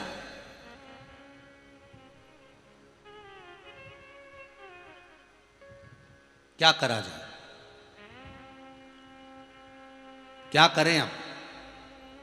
शंकर भगवान उठे, कामदेव की पत्नी हाथ जोड़कर रुदन करती हुई, नैनों से जल बहाती हुई, आंखों से अश्रु बहाती हुई कामदेव की पत्नी रो रही है, मेरा पति जलकर भस्म हो गया है, जल गया है मेरा पति।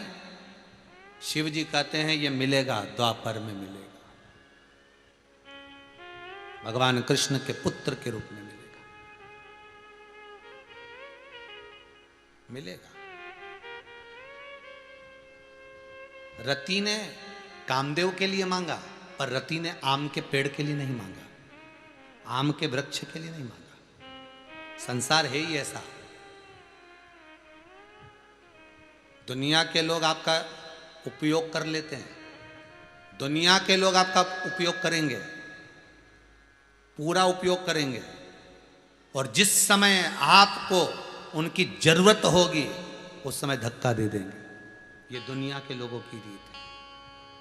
वावारी दुनिया मतलब की दुनिया में किसी का कोई नहीं। कौन किसी का? कोई नहीं।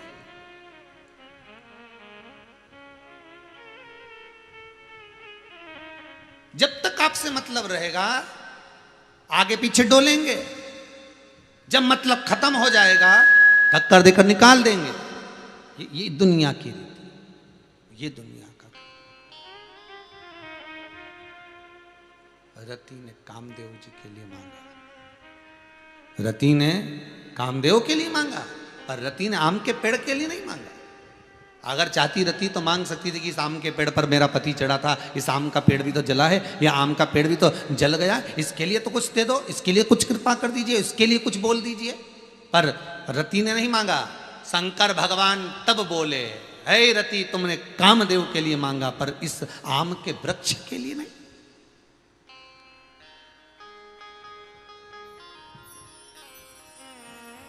शिव जी ने आम के एक पल्लव को, एक पत्ते को उठाया, हाथ में लिया।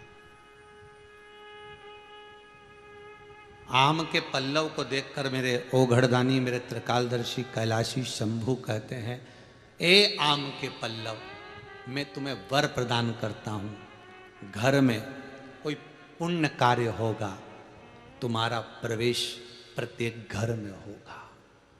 मैं तुम्हें वर देता हूं। जितनी कलश को सजाने के लिए पान की जरूरत नहीं पड़ती, उतनी आम के पत्ते की जरूरत पड़ती है। दरवाजे पर बंदरवाल में पान के पत्ते नहीं लगाए जाते जितने आम के पत्ते लगाए जाते।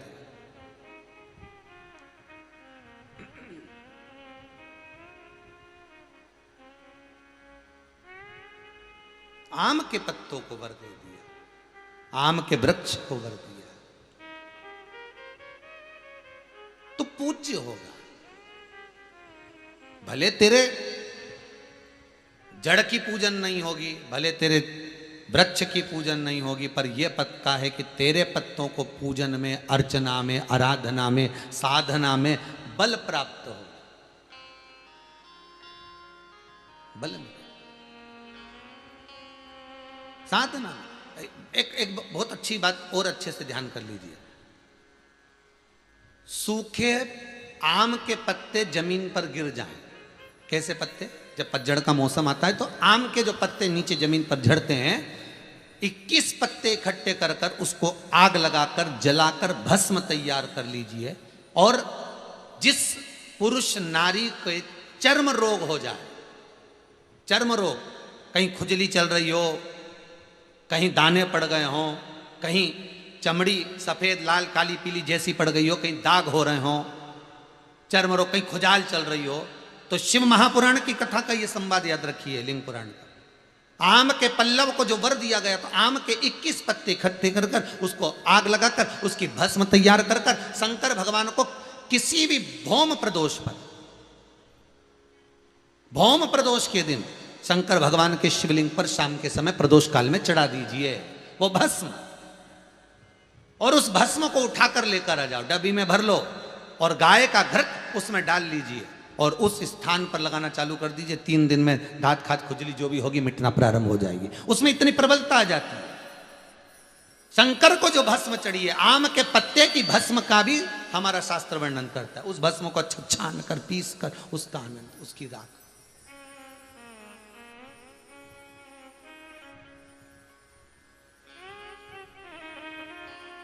उसकी भी भस्म का। महाराज, कोई दुकान आप डाल रहे हो, नया व्यापार चालू कर रहे हो और लग रहा है कि चलेगा कि ना चलेगा। पहले भी मैंने 2-4 दुकान डालकर देख ली, नहीं चली। अब नया डाल रहा हूं, कर्जा कर कर डाल रहा हूं, पैसे लाकर डाल रहा हूं, चलेगा नहीं चलेगा। तो उसके लिए सबसे पहला काम करो, कम से कम दुकान खोलने के 7 दिन पहले आम के पत्ते की बंदरवाल बांध दो। दुकान का मुहूर्त होने के 7 दिन पहले आम के पत्ते की बंदरवाल बांधो और कहीं आम के पत्ते की भस्म मिल जाए, वही वही भस्म जो आम के पत्ते 21 उठाए सूखे वाले, अलग से तोड़ के मत सुखाना, जो पत्ते नीचे गिरे हों उसको उठाकर सुखाकर, सूखा हुआ जो पत्ता हो उसको जलाकर उसकी भस्म बनाकर उसमें थोड़ा सा चंदन मिलाकर और उसी से सम्मुख में जहां 7 दिन पहले तुमने बंदर बन बांधी है, दुकान खोलने वाले दिन उसी आम के पल्लव की भस्म जो शिव पर चढ़ी थी उसी में चंदन मिला हुआ वो एक स्वस्तिक, स्वस्तिक का वर्णन पहली वाली कथा में करा कि स्वस्तिक सबसे पहले कहाँ बना था और कैसे बना था। वो गणेश जी का मस्तक कटा, उसका जो धड़ बचा था उससे स्वस्तिक का निर्माण, ये आपको पहले सुना चुके हैं। जिनने नहीं सुना हो तो इससे पहले वाली कथा सुन लेना, उसमें बता दिया है। स्वस्तिक का निर्माण कर दो, फिर आप अंदर कोई पूजन करो ना करो, आपने कोई अनुष्ठान करा ना करा, यज्ञ पूजन करी ना करी, अगर आप प्रवेश भी कर गए, इतना आपके पास धन नहीं था और आप प्रवेश भी कर गए तो भी घाटे में नहीं जाओगे, व्यापार उन्नति की ओर ही बढ़ेगा, व्यापार बढ़ेगा उसमें। आम के पल्लव में अगर कामदेव छुप कर भस्म होते हैं तो शंकर मेरे आम के पल्लव को भी वर प्रदान कर देंगे, आम के पल्लव को भी शिव वर देगा।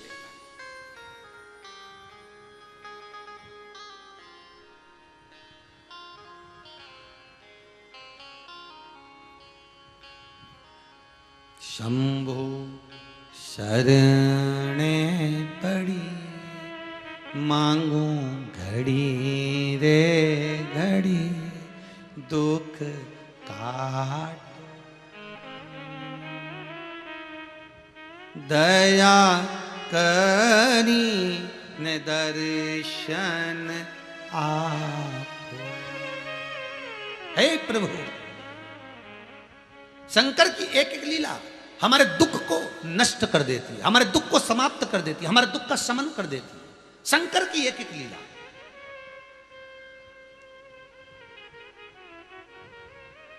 एक एक लीला शंकर की हमारे दुख का समाप्त करती है, दुख को समाप्त।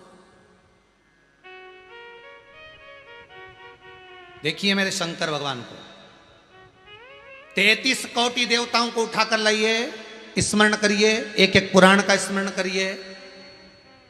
देवताओं ने कौन कौन से वृक्ष का उद्धार किया उसका स्मरण करिए, और मेरे शंकर भगवान ने जिन जिन वृक्षों का उद्धार किया। ब्रह्मा जी के सिर को बड़ का पेड़ बना दिया, बट वृक्ष। पिपलाद को वर दिया तो पीपल के पेड़ के नीचे दिया, वहां पर भी शिव जी ने पिपलेश्वर महादेव का स्मरण करा दिया। आम के पेड़ को मेरे शंकर भगवान वर प्रदान कर दिए। तुलसी वृंदा के पति को जब मारा जलंधर को तो तुलसी का क्यारा उत्पन्न करा, उसको वर प्रदान कर दिया। देखिए शिव के द्वारा निर्मित उन वृक्षों का निर्माण, उन वृक्षों का उन्नति। बेलपत्री के वृक्ष को वर प्रदान करा, रुद्राक्ष के वृक्ष को वर प्रदान करा, शमी के वृक्ष को वर प्रदान करा। मेरे शंकर भगवान अगर कैलाश पर रहते हैं तो प्रकृति की रक्षा करने वाले भी शिव होते हैं। वृक्षों का निर्माण कराकर, वृक्षों को निर्मित कर कर, उन वृक्षों की छांव में पूजन अनुष्ठान कराकर मेरे शंकर ने यह प्रकट कर दिया कि वृक्ष भी पूजन के लायक हैं, पूज्य हैं हिंदू धर्म के अनुसार, क्योंकि मेरे शंकर उसकी पूजन करा रहे हैं प्रकृति को बचाने के लिए, प्रकृति को नष्ट करने के लिए। अरे भाई, बेलपत्री का वृक्ष अगर घर में बड़ा हो गया है, बहुत बड़ा वृक्ष हो गया बेलपत्री का, और कई तुम्हारे यहाँ वास्तुशास्त्री आते हैं, कई तुम्हारे यहाँ अकल देने वाले, बुद्धि देने वाले ढेर सारे आते हैं, दिन भर लोगों का आना जाने लगा।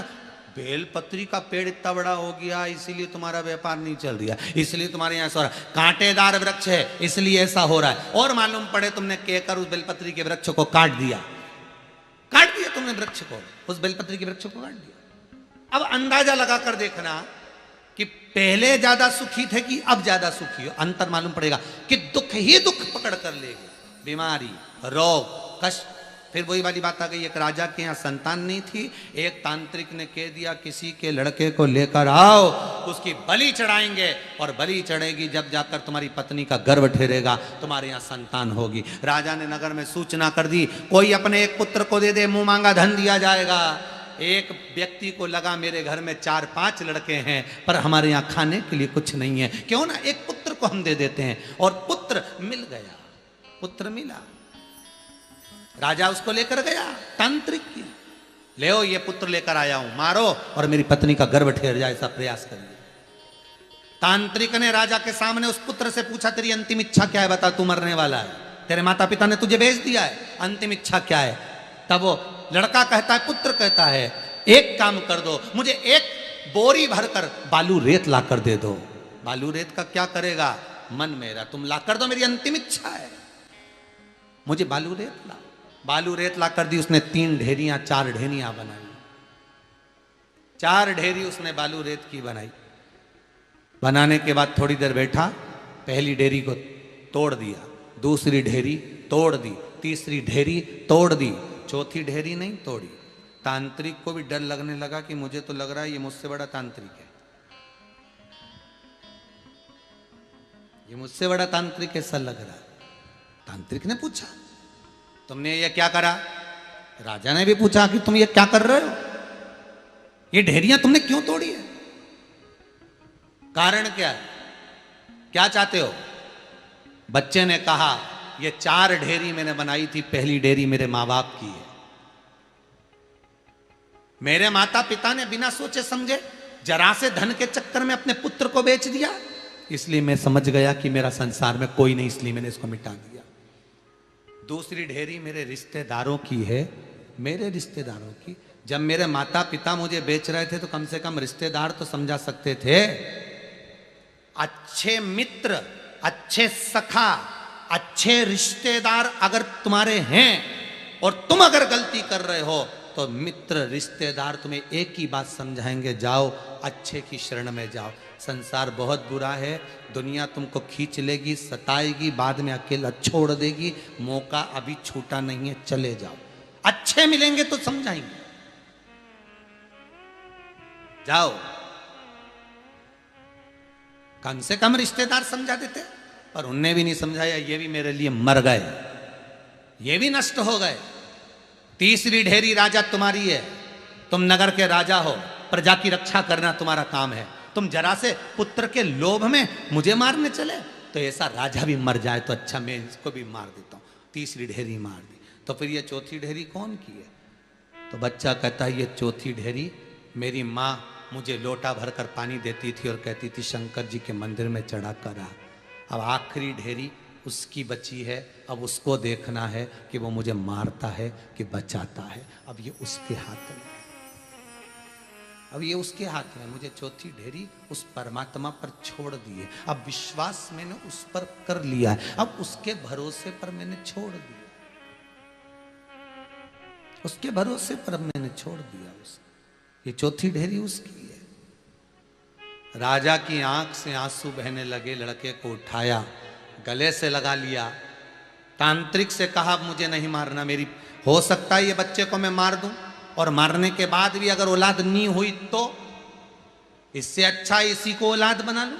खरीद तो लिया, युवराज घोषित कर दिया, युवराज पद दे दिया। जिस बेलपत्री के वृक्ष को दुनिया के लोगों के कहने पर तुमने कटवाया, क्या उसके बाद तुम्हारी दुकान चल जाएगी? मन से सोचना इस बात के लिए, विचार करना इस बात के लिए।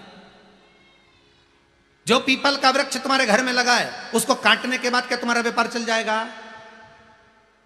जो पेड़ तुम्हारे घर में लगा है, उसको तोड़ने के बाद क्या तुम्हारा घर चल जाएगा? इधर की सीढ़ी तोड़कर उधर से निकाल लोगे तो क्या घर दुकान चल जाएगा? बाथरूम बदल दोगे तो क्या व्यापार चल जाएगा? अरे विचार कर कर तो देखना। बार बार लोग तोड़ देते हैं, इसको तोड़ दो ऐसा बना लो, वो एक आया उसने कहा इसको तोड़ो ऐसा बना, इसने तोड़ा ऐसा बना, तो क्या इनको तोड़ने से तुम्हारा व्यापार चल जाएगा? नहीं, इनके तोड़ने से व्यापार नहीं चलेगा, पेड़ के काटने से व्यापार नहीं चलेगा, बेलपत्री को काटने से व्यापार नहीं चलेगा। व्यापार अगर चलेगा तो तुम्हारे भजन से जो दुख कटेगा, शंकर के स्मरण से जो तुम्हारा दुख, क्योंकि कर्म का लिखा तो भोगना पड़ेगा और उस लिखे को अगर मिटाना है तो भगवान शंकर का भजन करना पड़ेगा। काल अधिपति महाकाल का स्मरण करना पड़ेगा, क्योंकि वो कालों का काल है, कब कौन सी घड़ी बदल दे ये उसके हाथ में है। तो तुम्हारी घड़ी वही बदल सकता है, वो शिव है।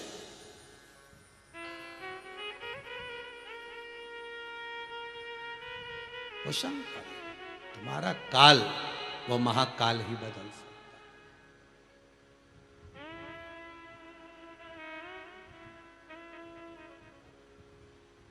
केवल वही।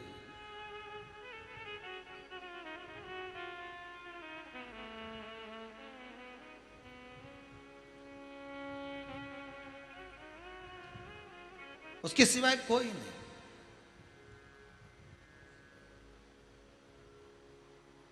महाराज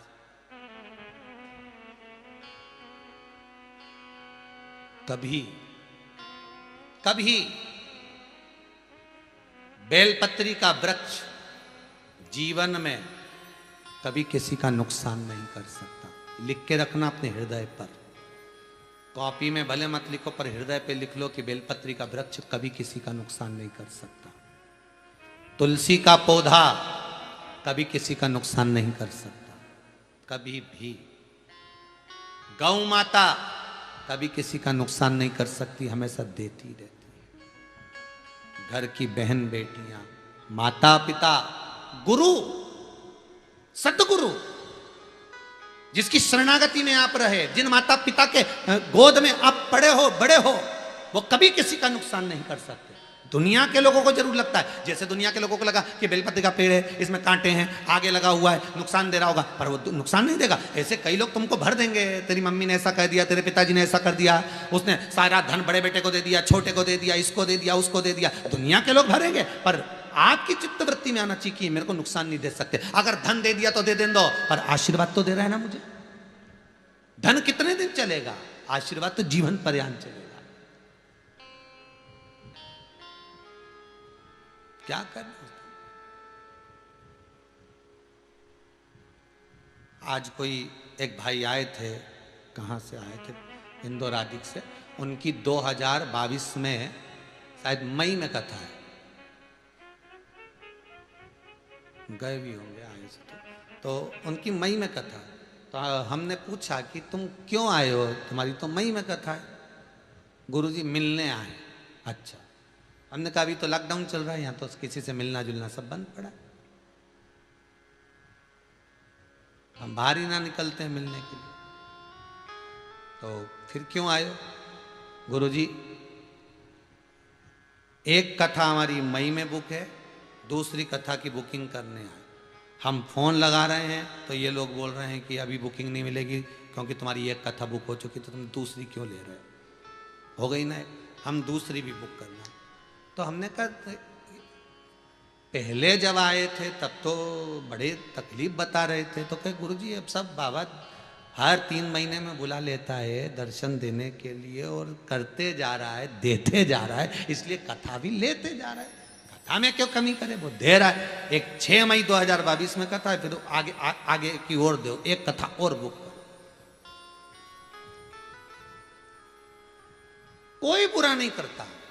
गुरु जिसकी शरणागति में आप पड़े हो, जिसकी शरणागति में आप रहे हो, भले 5 साल 4 साल 10 साल 15 साल 20 साल, उसकी शरणागति में अगर पड़े हो, वो कभी बुरा नहीं करेगा। माता पिता जिन्होंने तुम्हें पाल पोस के बड़ा करा, वो कभी बुरा नहीं करेंगे। दुनिया के लोग कितना भी भर दें, बेलपत्री का वृक्ष कभी बुरा नहीं करेगा। भले दुनिया के लोग कितना भी कह दे कि कांटे वाला है, कांटे वाला है, तो दुनिया के लोगों को वो गुलाब का पौधा नहीं दिखा कांटे वाला, वो गुलाब का पौधा नहीं दिखा, पर वो बेलपत्री का वृक्ष दिख गया कांटे वाला, इसको कटवा दो, इसको उखाड़ दो, ये अच्छा नहीं। शिव महापुराण की कथा, लिंग पुराण, भविष्य पुराण, स्कंद पुराण, नर्मदा पुराण सब कहती है बेलपत्री का पौधा कभी नुकसान नहीं देता। क्यों कटवा रहे? और काटने के बाद भी अगर तुमको फायदा नहीं मिला तो क्या इतना बड़ा पेड़ वापिस ला के लगा दोगे? एक शर्त हो तो बात दूसरी है। जो तुम्हें बताई नहीं, अक्ल दे तुमको कि इसको कटवा दो, तो उस अक्ल देने वाले की चुटैया पकड़ के उसे एक बात तो जरूर कहना कि इधर आ, पहले ये बता, हम कटवाने को तो कटवा देंगे, पर एक बात बता, अगर हमको फायदा नहीं मिला तो इतना बड़ा पेड़ तू लगा के दे देगा क्या? तू तो बस इतनी बात कर, तो हम तो कटवाए, और लिख के दे कि फायदा मिलेगा तो बात नहीं। तो ये शिव पुराण लिख के दे रही है कि बेलपत्री का पौधा कभी नुकसान नहीं देता, भले वो कहीं पर भी लगा हो। दुख अगर आ रहा है तो वो बेलपत्री के पौधे से नहीं आ रहा, दुख आपके कर्म से आ रहा, वो तो तुम्हें भोगना पड़ेगा, चाहे पेड़ कटवाओ चाहे ना कटवाओ। बस इतना याद रखना, उस बेलपत्री का वृक्ष यदि तुम्हारे यहां है और तुम्हारे को ऊपर दुख अगर बढ़ता जा रहा है, तो वो बेलपत्री के वृक्ष की छाया में तुम्हें दुख का एहसास नहीं होगा, ये पक्का है। दुख कब निकलते चले जाएगा, कष्ट कब कटते चले जाएगा, वो महसूस ही नहीं कर पाओगे। थोड़ी देर रो भी लोगे तो फिर चुप हो जाओ।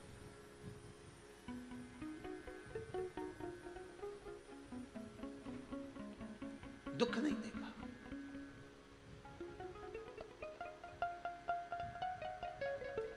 वो सुख का भान करा देता है।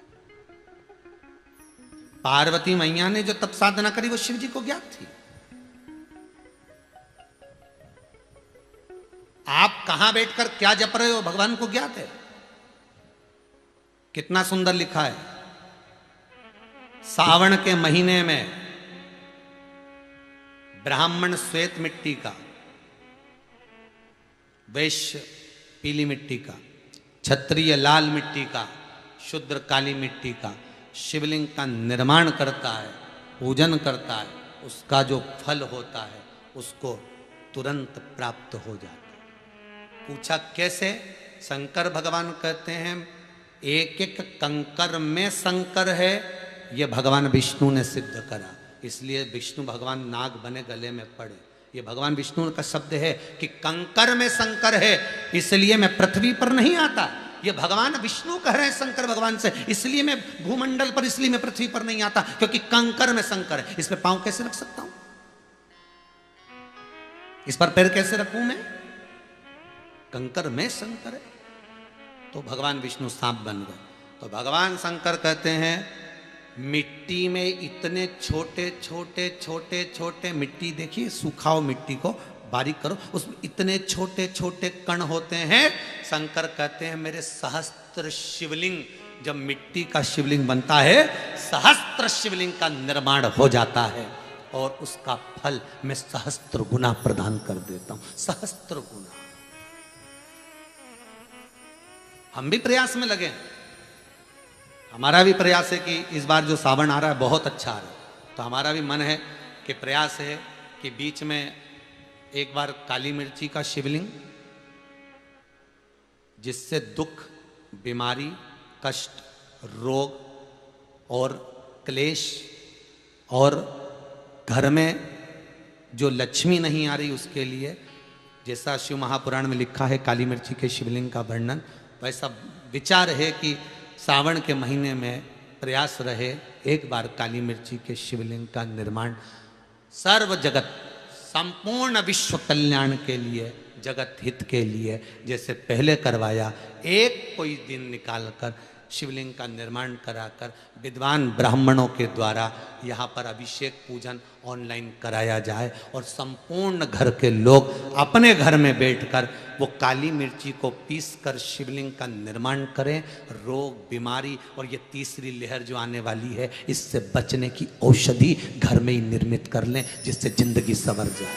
प्रयास है सावन के महीने में एक दिन, आस्था चैनल वालों को भी कहकर समय 1 घंटे का निश्चित करेंगे, और काली मिर्ची का शिवलिंग का निर्माण कर कर उसका पूजन आपको अपने घर में, जितने लोगों को बीमारी से छूटना है, जितनों को धन प्राप्त करना है, संपदा बढ़ाना है, सत्ता बढ़ाना है, राजनीति में आगे बढ़ना है, कार्य की सिद्धता प्राप्त करना है, तो ऐसी श्रावण, जो श्रावण इस साल आ रहा है, ऐसा श्रावण बार बार नहीं आता, उसके अंतर्गत काली मिर्ची का शिवलिंग का निर्माण पूजन पूरा विश्व करे अपने अपने घरों में बैठकर।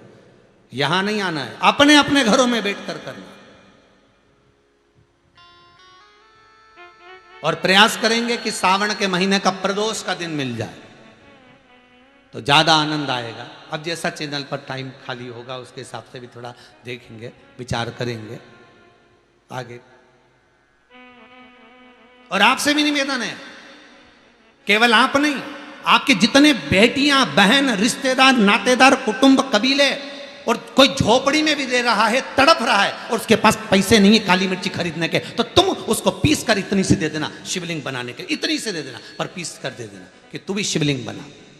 नौकरानी को कहो, दासी को कहो, सेवक को कहो कि यह मौका नहीं मिलने वाला, कर सिद्ध, और अपने आप में एक शिवलिंग का निर्माण कराकर उस शिवलिंग को बनाकर भगवान शंकर का अनुमोदन किया। शिव का अनुमोदन, शंकर का अनुमोदन किया, प्रयासरत रहे। जैसे पार्वती मैया ने अलग अलग शिवलिंग का निर्माण कर कर पूजन अर्चना कर आनंद पाया, सुख पाया, जीवन का वो सुख अपने को प्राप्त। और जिनके यहां पर काली मिर्ची नहीं होगी उनके यहां पार्थिव शिवलिंग अर्थात मिट्टी के शिवलिंग का निर्माण करें, उसमें एक थोड़ा सा भाग काली मिर्ची का रख दें तो भी वो सिद्धता देगा, पर उसको करे ये भाव नहीं। पार्वती मैया ने तब साधना करी, आनंद स्थापित करा, शिव पाए। उनके घर में पुत्र गणेश कार्तिकेय स्वतः आए। जिसके घर में शिव और विश्वास और श्रद्धा प्रबल होता है उसके घर में ही रिद्धि सिद्धि गणेश आता है, फल मिले। आज की कथा को यहाँ विराम की ओर लेते हैं। आज स्नान दान अमावस्या जो कल से नवरात्रे प्रारंभ हो रहे हैं। कई लोगों के मन में था गुरुजी क्या हम व्रत भी करें? आपका मन है, 9 दिन अगर आपको एक समय भोजन करना है कर सकते हैं, मना नहीं है। दोनों टाइम भोजन करना हो तो भी आपका मन है। 4 टाइम आपको खाना हो तो आपका मन है। हमारी तरफ से पूरी छूट है। आप तो बस एक काम करो कि फूल जरूर चढ़ाओ, कामना के लिए पुष्प और घी का दिया जरूर लगाए, बस इतना ध्यान रखो। कई लोगों ने प्रश्न करा सवेरे करें शाम को करें, कब करना चाहिए? प्रयासरत रहें। ये 9 दिन नवरात्रि के प्रयासरत रहें। शाम के समय पर यदि आप समर्पित करेंगे उसका फल 1000 गुना प्राप्त होगा। बाबा को प्रदोष काल ज़्यादा पसंद है, इसलिए प्रदोष काल के अंतर्गत करेंगे तो ज़्यादा फायदा मिलेगा।